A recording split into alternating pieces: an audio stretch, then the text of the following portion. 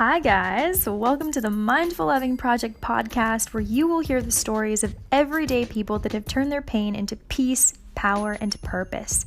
Get ready to expand your mind, find peace within your struggles, and learn new tools to face life more boldly. We are all in this together.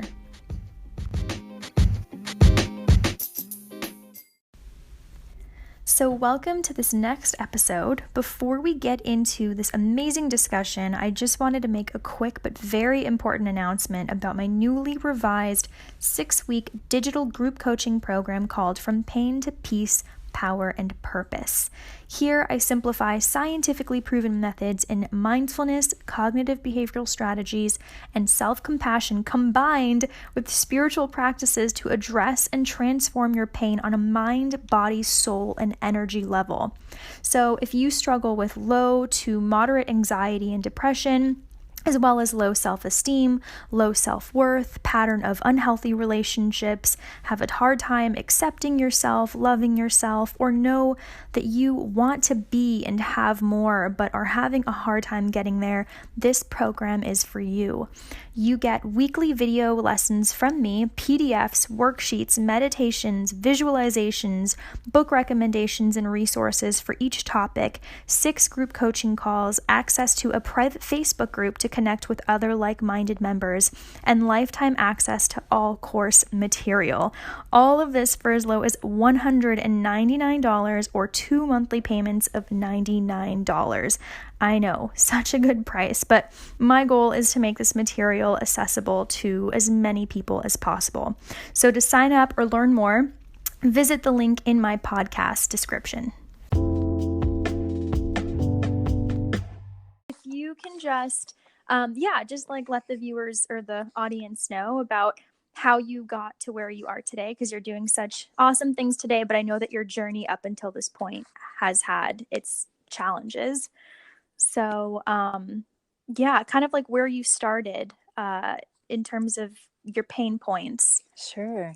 Yeah. And so, currently I'm a mom of 2 beautiful children and married and live in Minneapolis and have been in the Minnesota area for all of my life. And, really going back to the beginning of my story, growing up, I grew up in a small town, youngest of 3 kids, to great parents who provided me this wonderful, loving home, and really look fondly back on my childhood.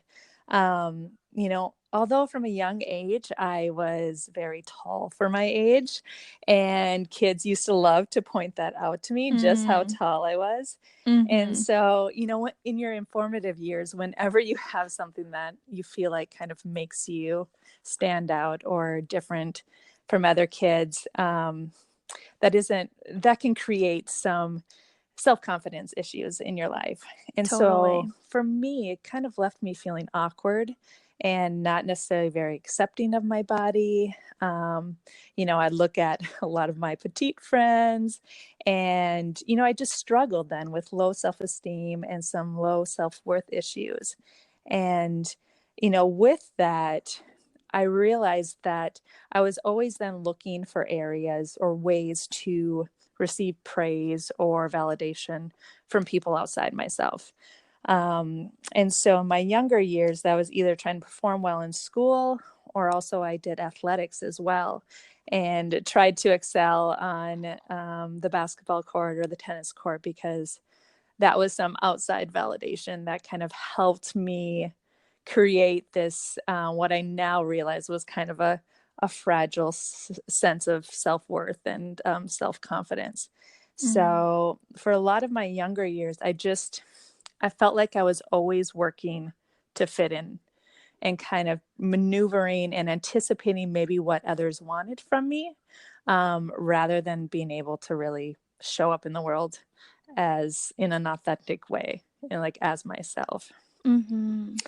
So I realized too that, taking this from my younger years and bringing it into my 20s with me, some of these then insecurities really manifested then into anxiety and even low levels of depression in my 20s. And it was really in my 20s that I first sought help to receive some medication because I was feeling low. And, I just realized that it was holding me back in life in certain ways, and that it had an impact definitely on what I went after. Because I always felt like I could always reach to some point, but then I Mm-hmm. didn't feel like I had the confidence to like really go after the big things in life. Mm-hmm. Because, I always just felt like, oh, that's not for me. I can't quite strive Mm-hmm. that high. Mm-hmm. And then that in turn with kind of having anxiety that would creep up whenever I tried to kind of step out of my comfort zone as well. Again, it kind of created this just fragile foundation to maneuver my 20s through, and just really focused on doing a lot, like working a lot. I got married during that time, so a lot of great things were still happening, Mm-hmm. but it was underlined with being anxious and feeling overwhelmed at time, and never Mm-hmm. fully accepting myself, or almost kind of feeling like when is this other shoe gonna drop. Right. So it held me back definitely in what I guess even I thought I was deserving of it at that point in my Mm-hmm. life.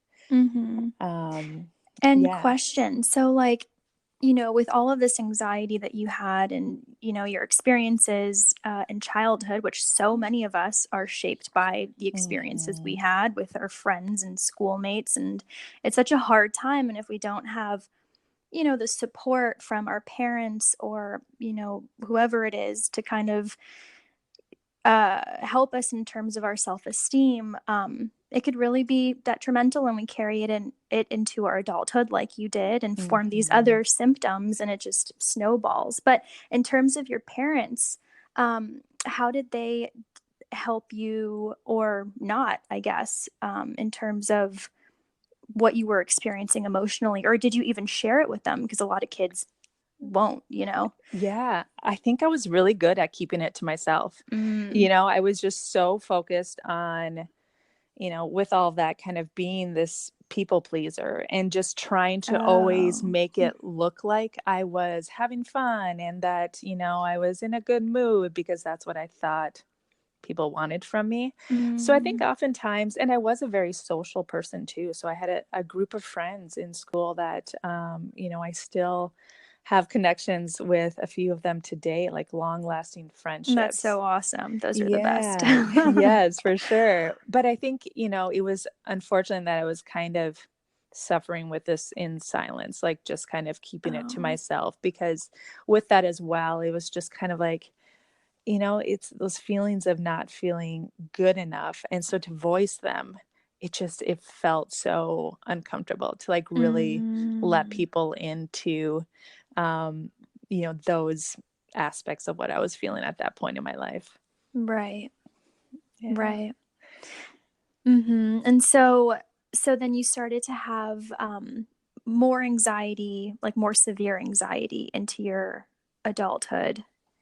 Yeah, definitely in my 20s. I remember, there'd be circumstances where if I went for a job interview, like Mhm. feeling, almost like not actually having a panic attack, but just like feeling so nervous and just like worrying about it for, a day or two leading up to it. It would be kind of all consuming in my mind.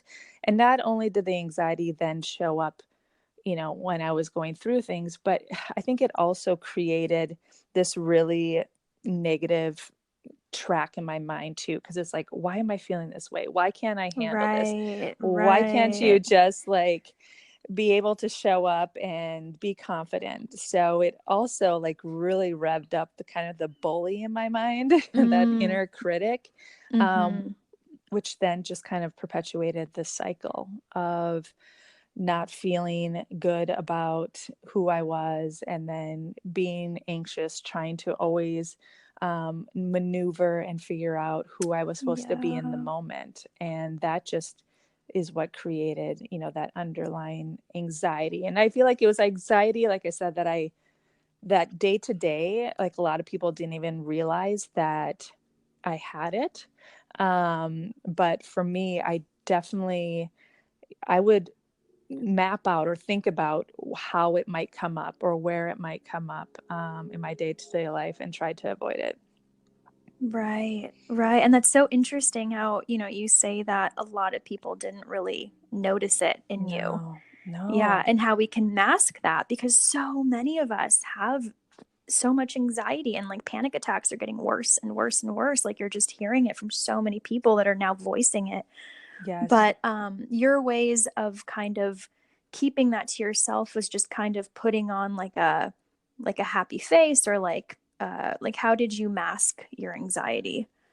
I think it was really that people pleasing. Like I wanted Mm-hmm. other people to, I wanted to be liked because that made Yeah. me feel less anxious too if I knew people liked me. So it was definitely people pleasing. Yeah, trying to Yeah. be bubbly and fun.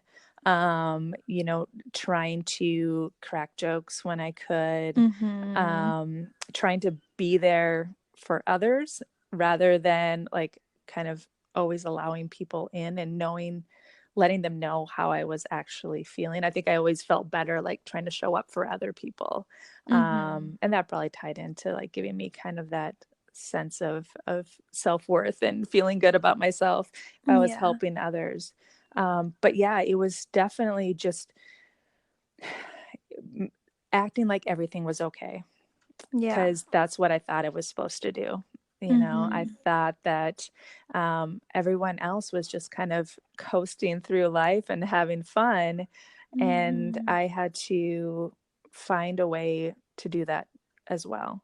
Mm-hmm. Um, and so, I mean, I was lucky, like I mentioned, in my 20s, I got married to my now husband. And so he Mm-hmm. was someone that I could confide in with all this. And, I did not Mm-hmm. this, I confided in him and he knew about my struggles. And he was so loving about it. I think it's sometimes hard for someone who's not dealing with anxiety to fully understand Yeah. why and how it shows up. So he was so compassionate, but I think at moments kind of wondered like, oh, well, why is this bothering you so much? Because he just hasn't struggled with it himself, luckily, Mm-hmm. but was as compassionate as possible as I was going through it. That's so amazing to have a support like that. Yeah, it really is. And also I had, like you said, I didn't talk a lot about it with, several people, but in addition to my husband, I had my mom who had some of her own struggles who I could confide in as well. So like finding those few people you could talk to was really important. Yeah. But in my career at the office, I definitely felt like I had to put up a front and be somebody in that setting, portray myself in a certain way. Yeah. Yeah. I definitely feel that. And so so how long did this go on for? Where you were just kind of dealing with the anxiety and Yeah, so that was, I mean, I felt like I was kind of dealing with anxiety all through my 20s and then into my 30s. And then it was really into my 30s when, I would think I was 32 when my husband and I decided to have our first child. And so I got pregnant with my son, who's now 7. And during the pregnancy, I actually had a severe increase in anxiety. And I think that was also partially I didn't, I always felt like, I know this might sound strange, but like I didn't fully trust my body during the pregnancy. I always felt like something was going mm, to go wrong. And yeah, so it really increased my anxiety just because new experience, unfamiliar with first pregnancy, totally. Oh my gosh, yeah. not really knowing what's going to happen, having already, this history of anxiety. Hmm. And it was probably starting my third trimester where I actually had my first panic attack ever in my life. Wow. And I was actually home alone at that time. I think I had called my mom or called my husband to let them know Hmm. like something was going on. Like for those Uh-huh. who have suffered a panic attack, you just Yeah, have what that. does that look like? Because I hear so much about it and I know people that have had panic attacks. I worked with Yeah. people with panic attacks, but I don't think I myself had one. So what did that look like for you? Yeah, for me, it was my body just was at I'm sure like the cortisol and everything through my body was just racing. Like I was trying to lay on the couch and relax, and it's just like every fiber in my body just wanted to jump off the couch, and like there was nothing I could do to get myself fully relaxed. It was such an agitated state that I really didn't know what was going to happen. It was kind of that fear of then like, okay, well, what's going to happen now? Like, when am I going to stop feeling like this? Like and then it just kind of kept snowballing when you are feeling that way. And then of course, being pregnant, I Oh was my just gosh, yeah. terrified for the baby. Is the baby all right? Right. And then when my husband did get home, we, decided to go to the hospital just to get everything checked out. I had a feeling it was a panic attack. But at that point I wanted to go and get checked out since I was pregnant, and, Yeah. they confirmed like baby's healthy, you're doing okay. This really was a panic attack. Yeah.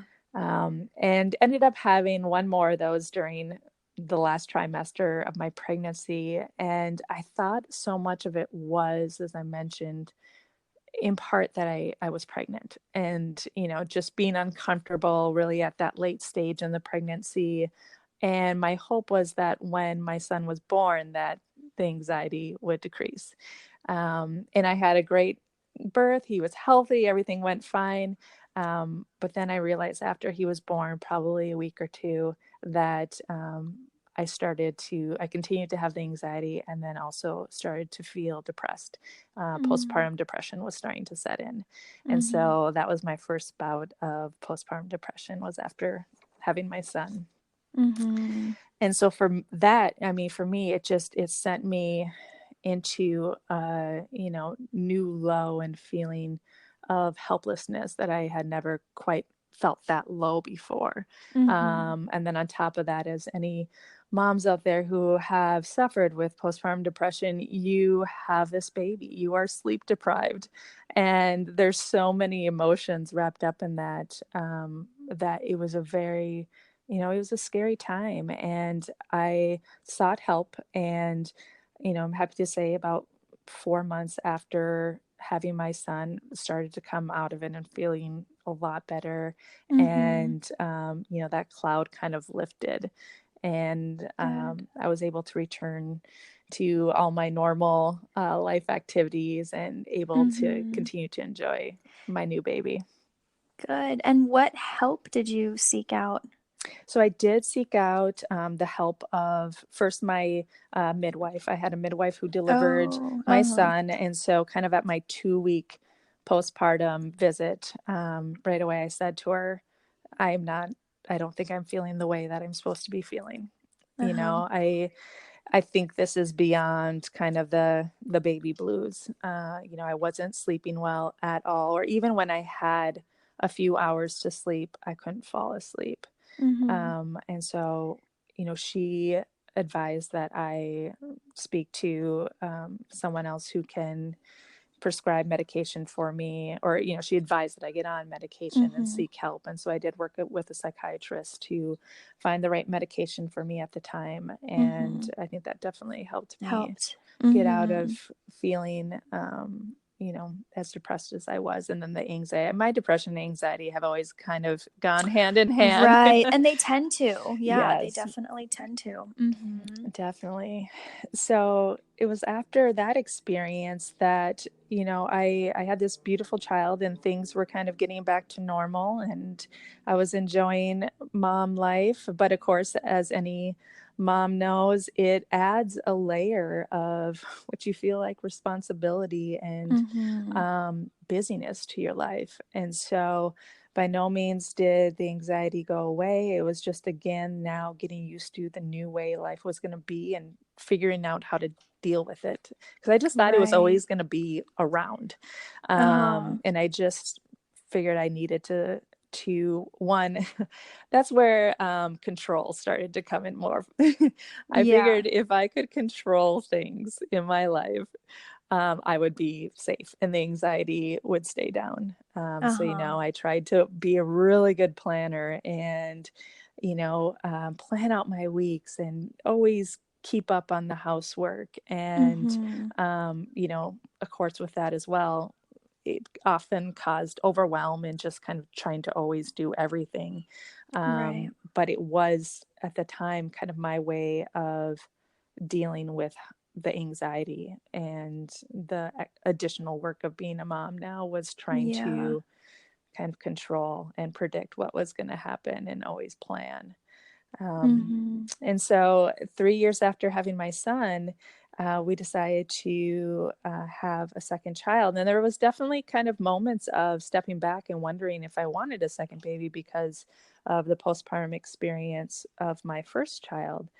And, I decided though that, kind of looking at the research and just knowing that I wanted my son to have a sibling, that I Mm-hmm. was willing to go down that road. So once I got pregnant, I did as much possible to set myself up for success. I found a therapist that I really liked, that I saw regularly through my pregnancy. Mm-hmm. With talking to my doctor and my psychiatrist and midwife, I decided to stay on my medication through my pregnancy this time, Mm-hmm. and took good care of my health. Mm-hmm. Continued to exercise, all these things to like keep that anxiety down this Right. second pregnancy. and it Uh-huh. and it helped. I felt much better, in addition to morning sickness that came and luckily went eventually. I felt much better on an anxiety front the second Uh-huh. pregnancy.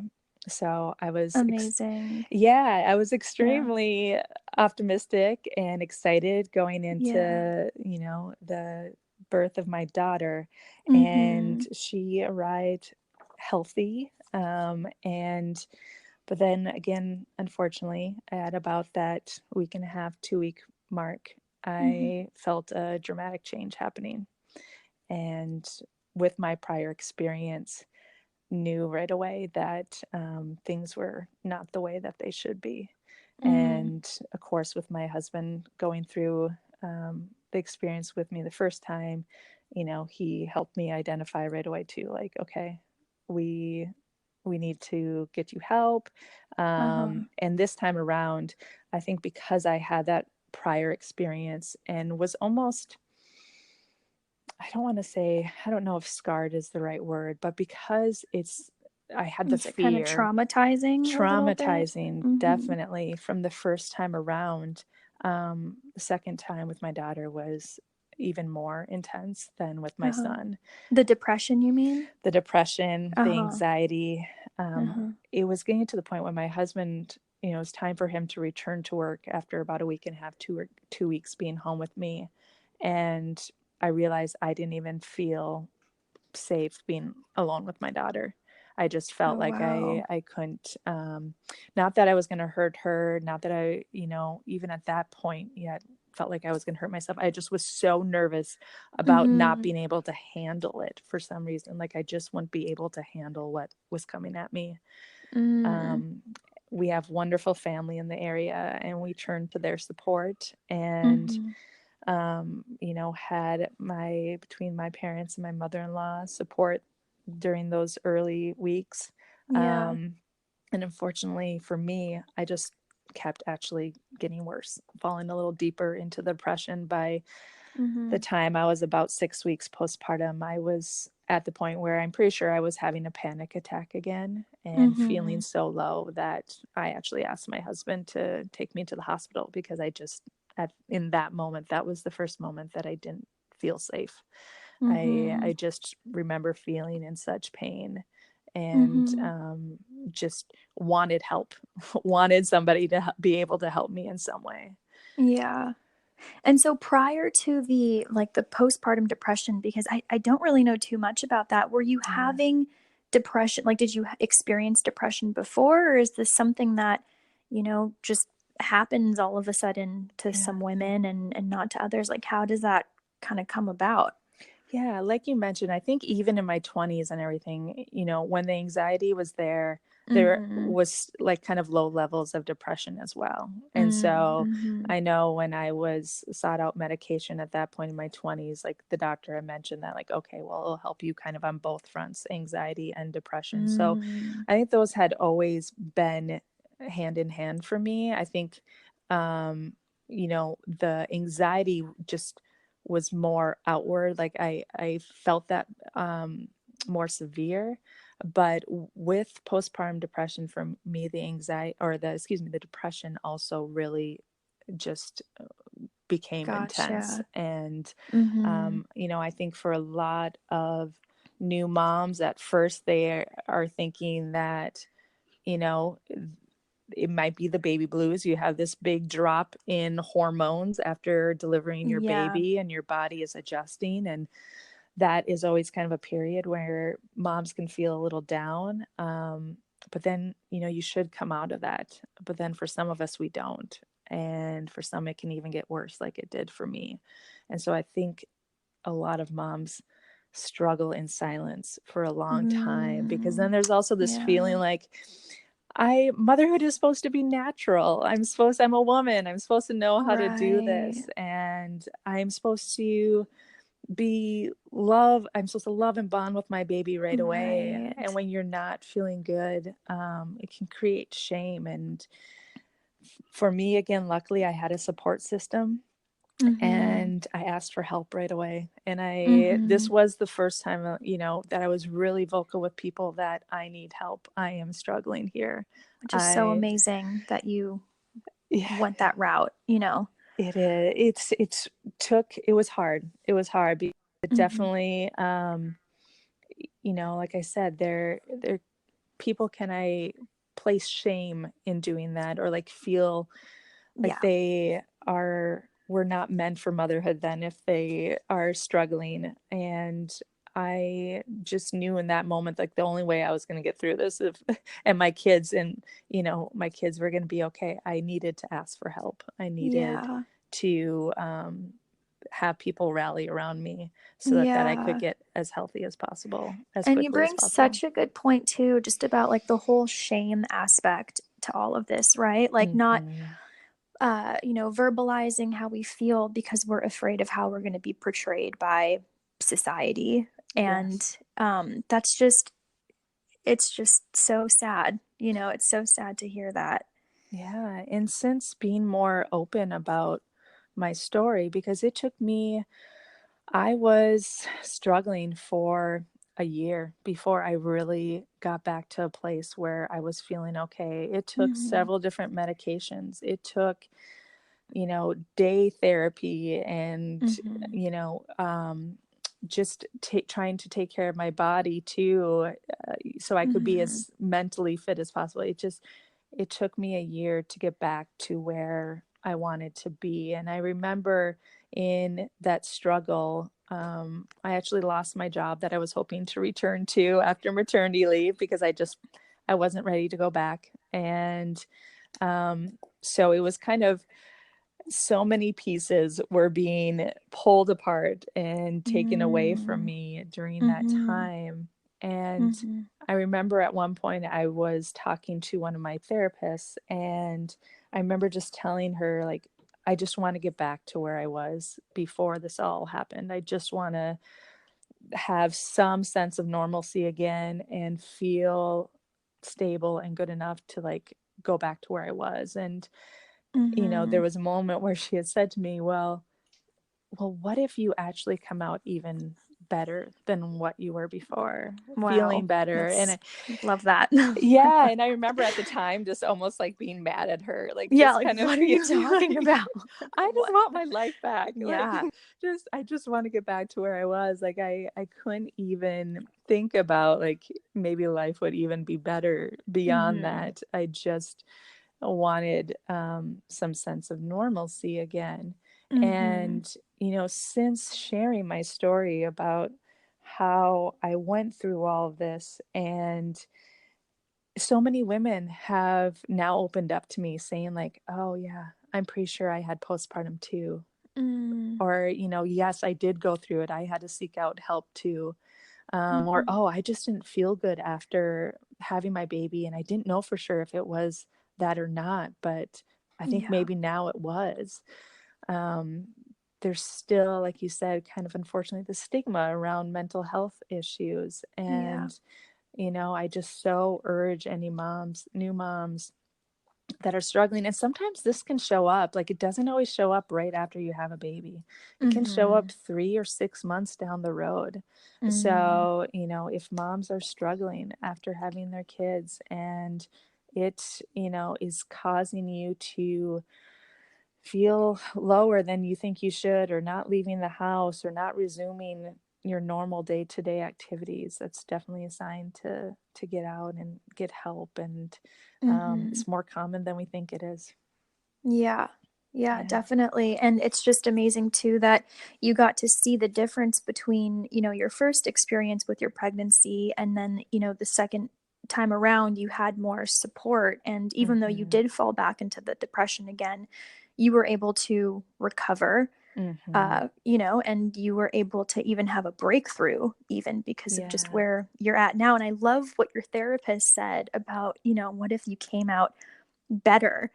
And Mm-hmm. because people, people that, have depression, they just want to feel normal. Like Yeah, that's what I hear the most is I just want to feel normal again. I don't want to feel this way. exactly. And I hear so much about kind of like also like the spiritual side to mental Mm-hmm. disorders and how, having these mental disorders, sometimes it's just a kind of a wake up call for us Yes. to take a look inside of ourselves and see what's going on. So it's almost as if, I just kind of connected what she said to your experience and how, you had this breakdown in order to have a breakthrough. Mm-hmm. And with the support, you were able to kind of get to this point where you're at now. And that's so wonderful. Yeah, I so agree with you, and in all points there. Like, I think first of all, that was exactly what happened. I think prior to, that second experience with postpartum depression, there were, my life was throwing things at me, kind of trying to wake me up, trying Yeah. to, Yeah. Yeah. trying to asking me to kind of pay attention to how I was living, and to maybe, um, just become aware of what was Hmm. happening in my life. And And I, why did you miss those signs? Because we miss those signs mhm, every day. Like I do too. yes, So yes, how did you, like, what were some of these signs that you kind of just ignored or? yeah. I think for me, it was still just being so caught up in what I should be doing in life Mm, and what yes. should be making me happy. The shoulds. Yeah. Yes, the shoulds. I had gotten to a point in my career where I felt very established and I was making good money, and that should have been making me happy. And Hmm. I had beautiful children and they were healthy, and an amazing husband that loves and supports me. And that should have all been making me happy and fulfilled. And I think it was me then feeling like I just had to live the way that I thought I should, and be, again, putting up that face of what I thought other people or what society wanted to see, or living up to the Mm-hmm. expectations of what a woman or a mom in our culture Right. should look or act like. Um, Mm-hmm. I never really stopped to really turn inward and keep asking, like, what do I want? Am I happy? Am I, Mm-hmm. what might be holding me back from going after the things I really want? Or just, I didn't even think about the fact, or I didn't even know that I could change who I was. Right. That Totally. I could take a look at some of these things, some of these limiting factors in my life, and change them. I just thought that's the way it was. That was my Yeah. lot in life.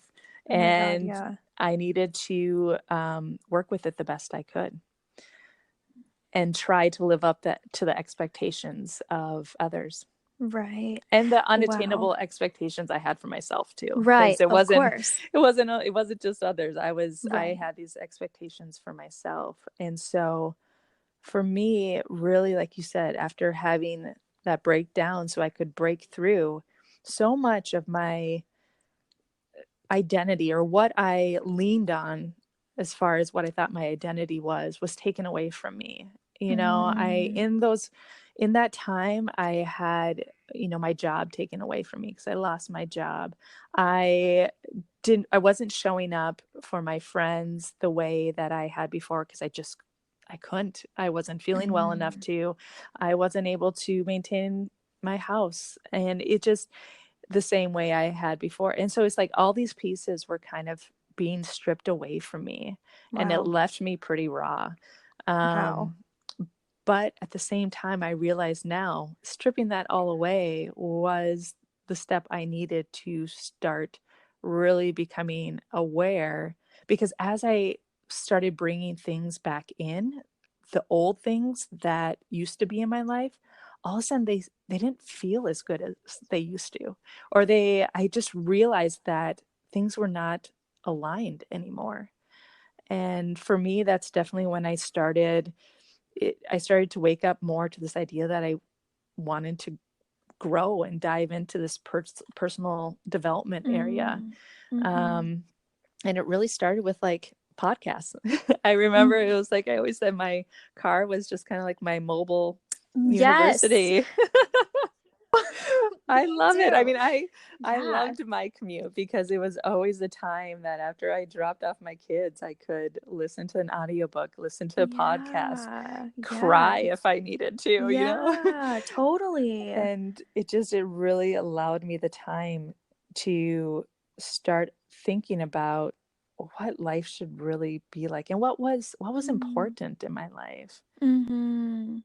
Was it really striving for this level achievement in my job if that job wasn't actually aligned with who or where I wanted to be in the future?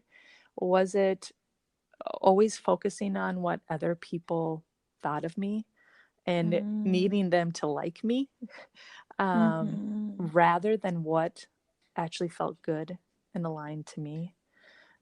So it really was then it started to become that spiritual journey. And I started to Yeah. realize what brought so much comfort to me as I started to realize, opening it up spiritually, that we are all just human beings having a human Mm-hmm. experience, Mm-hmm. and really starting to believe that I was as worthy as every other person on this earth. And Mm-hmm. that by knowing that, then I could start showing up differently. I could walk into a room, and if I thought that way, if I just looked at the other people around me as Mm. other human beings having a human experience too, they Right. have their challenges.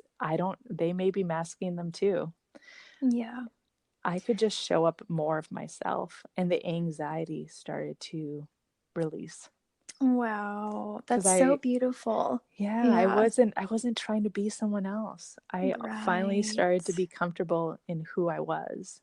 Right. Yes, there's you bring such a good point because the spiritual journey, it really is a self-love journey. It Like is. it's just you turning into yourself, like turning into you and, your inner being and, just finally listening to you and what you need and you bring up mindful self-compassion, which is Mm-hmm. I love mindful self-compassion. It's just a theoretical approach and it really helps with anxiety and depression. And so, but they bring up this point, this factor where it's common humanity. So it's Mm, mindfulness. It's using the elements of mindfulness, common humanity, and self kindness.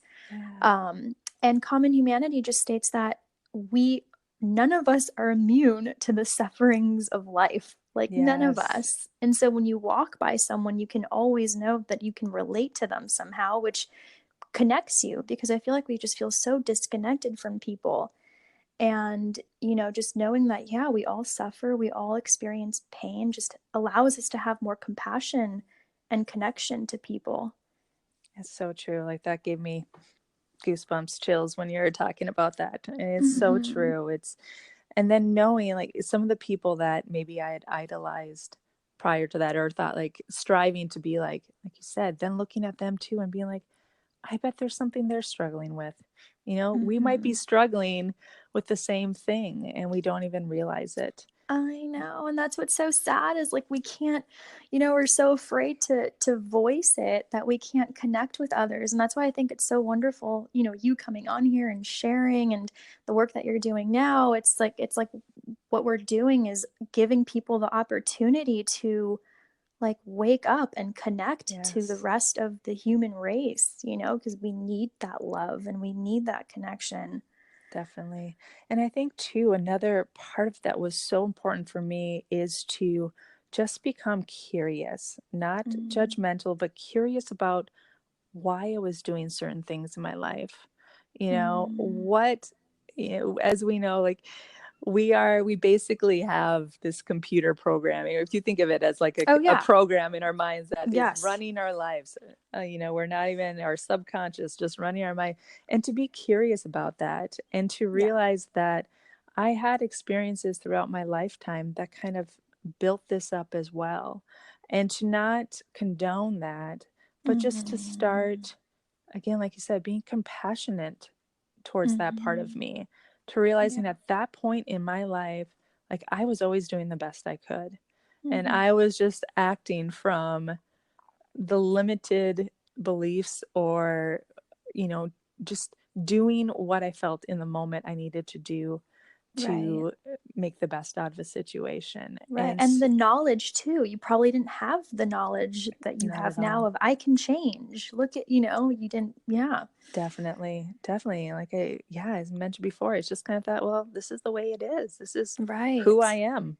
And that's always how it's going to be, for sure. Mhm.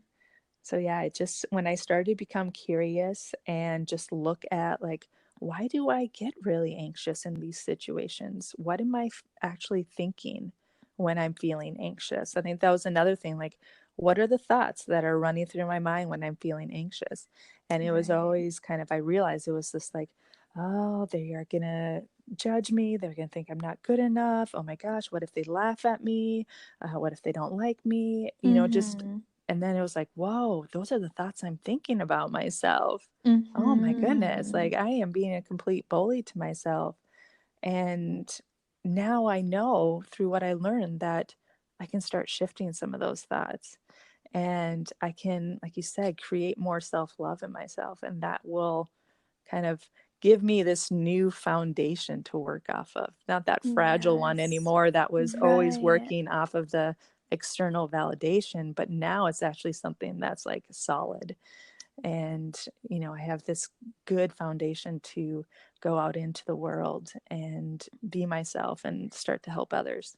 That's beautiful. And that brings me to the next question, which is what are some of these practices that you do in order to, you know, uh, promote self love and just keep you sane and deal with challenges much healthier? Yeah.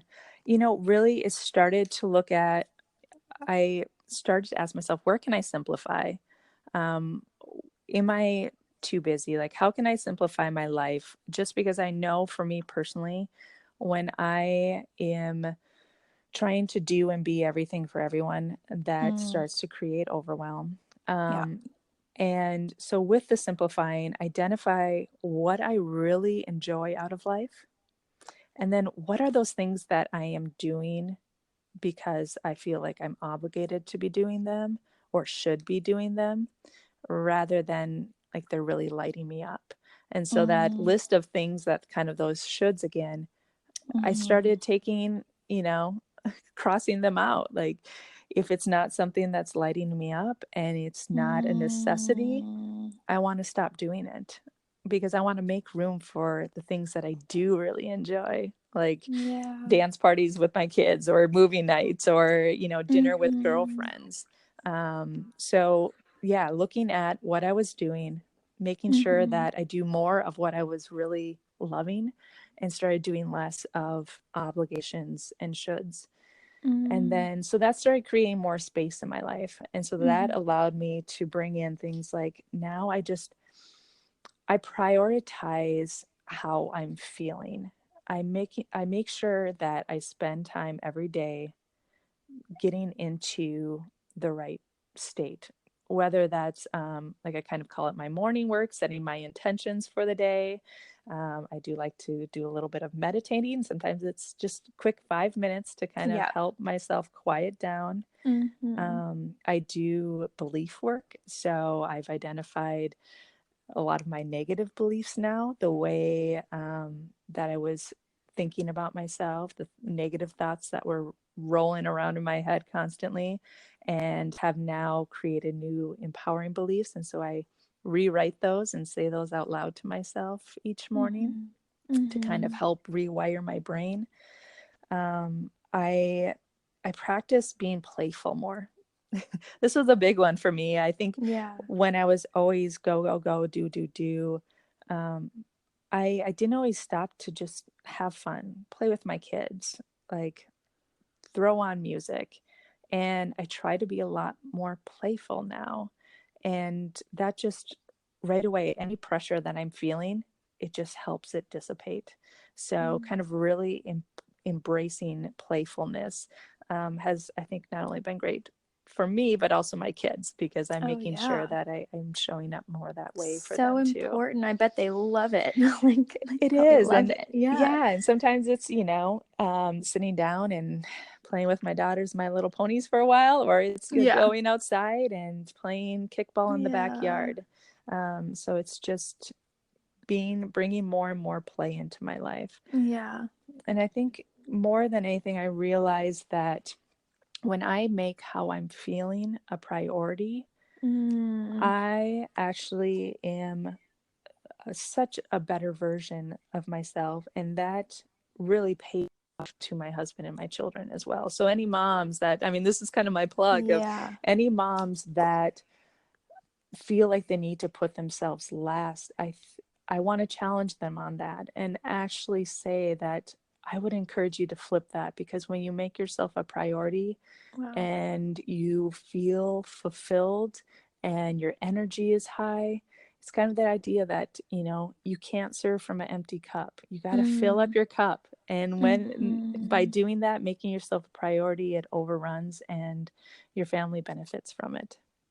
That is so beautiful. That's so important. Yes, it really Yeah. is. Yeah. Yeah.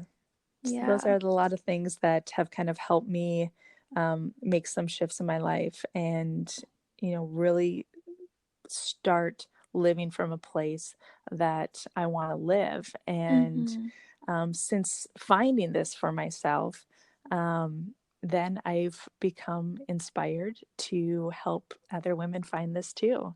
And Mm-hmm. so part of my journey has been to leave my former career and actually go back and get certified in coaching. And so now I do life and mindset coaching, and Mm-hmm. I work with moms, and really my aim is to help them empower them to create more fulfillment, joy, and I want to help them cultivate that kind of from the inside out, because I realize it's Mm-hmm. the inside game helps so much Yeah. of your outside world. Yeah.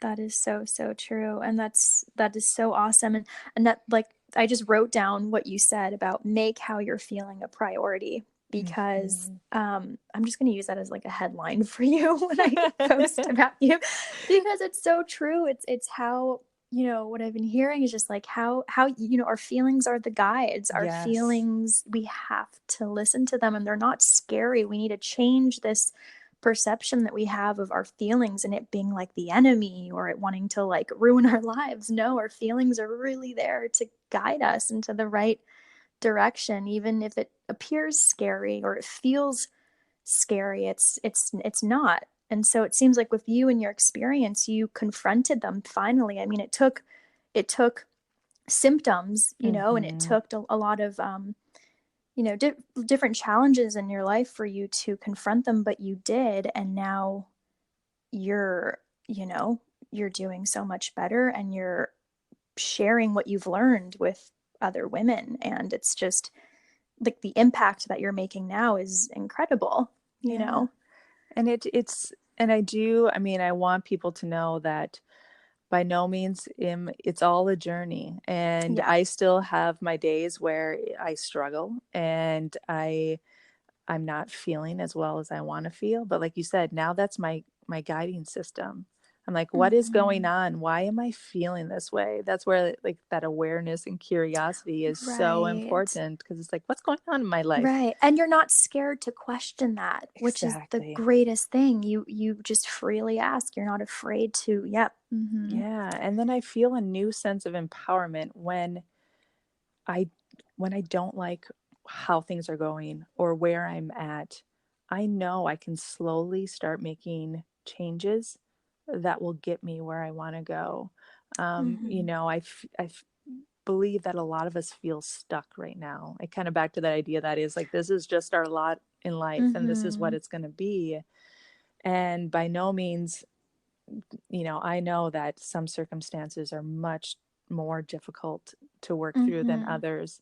Um, but we are extremely powerful.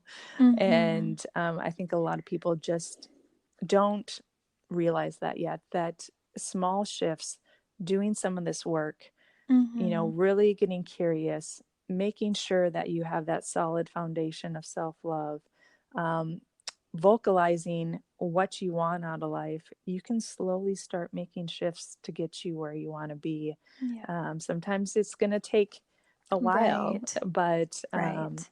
having first creating that vision of what would be ideal for you, so you kind of have that roadmap of where you want to go, is really helpful as well.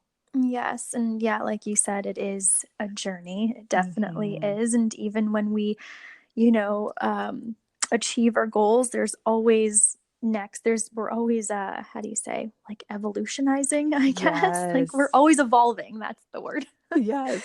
So it never ends. It's just, but it's good to have those tools. It's good to have those tools to support yourself unconditionally throughout life and Mm-hmm. throughout the journey.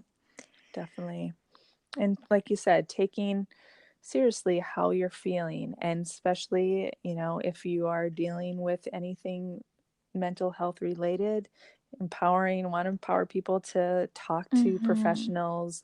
It's, as I think of where I was and how I was feeling in those darkest moments, thinking it would never get better. And I remember other people telling me it would get better.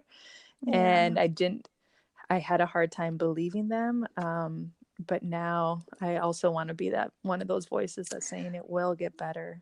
That's Help. so beautiful. I love Yeah. that. Yeah. And that's usually how it is. It's people that have like been through, those dark times and they worked through overcoming it and like you just get so inspired that you want to help people. You see them still in that darkness and you're like, dude, Yes. come here. Like Yeah, there's a little light over here. Let me help you. Like, definitely. so Definitely. Because so often coaching is not about, you know, doling out, like we have the right answers to dole out to other people. It's just, we might be 2 or 3 steps further ahead in the journey. right. And to Mm-hmm. just be able to help you to ask really powerful questions that will Yeah. help the individuals start to identify what they may need to do Yeah. to make the changes that they want. Beautiful. Well, Julie, how can people find you, on your website or Instagram or any Yeah, other social platform you have? definitely. I hang out on Instagram at the handle Julie Nelson Coaching. Okay. And that's also my website, julienelsoncoaching.com.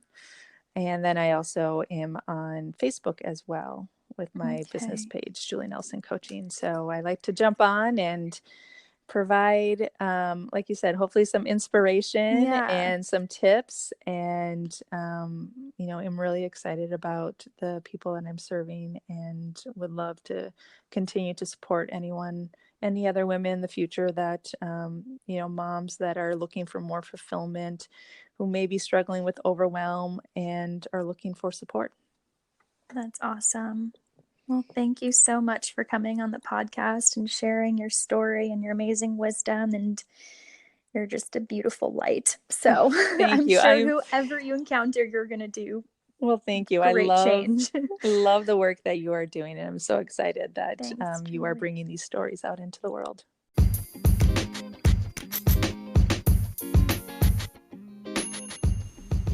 Thank you guys so much for listening to my podcast. I hope that you gained some wisdom from it that you can apply into your own life. If you could please subscribe and leave me a rating or a review, that would mean so much to me. And stay tuned for next time.